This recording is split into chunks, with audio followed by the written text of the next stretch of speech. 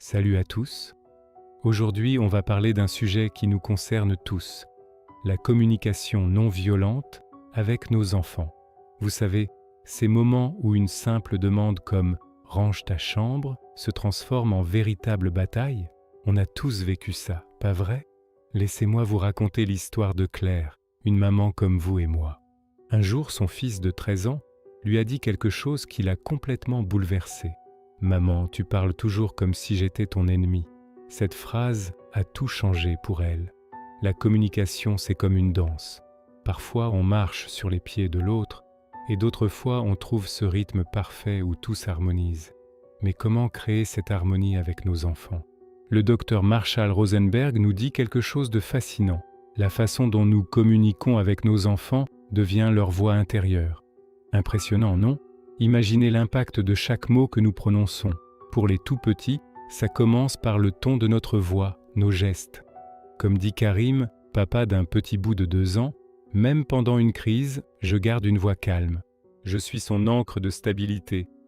Et pour les plus grands, c'est là que ça devient intéressant. Au lieu de dire « tu es tellement désordonné », essayez plutôt « quand les jouets restent éparpillés, je m'inquiète que quelqu'un trébuche ». La différence est énorme. Vous voulez savoir le plus beau? Cette approche fonctionne même avec les ados.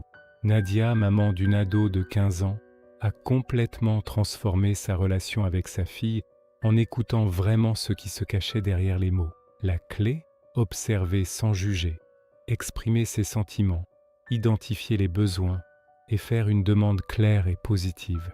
C'est comme une recette magique qui transforme les conflits en conversations constructives. Mais attention, on n'est pas obligé d'être parfait. Comme le dit si bien Sarah, psychologue, c'est comme un muscle qui se développe avec la pratique.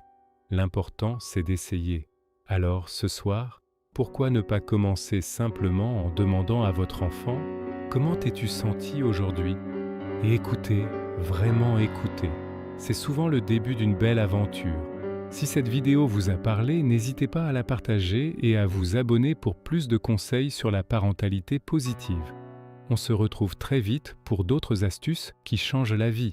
Prenez soin de vous et de vos petits trésors.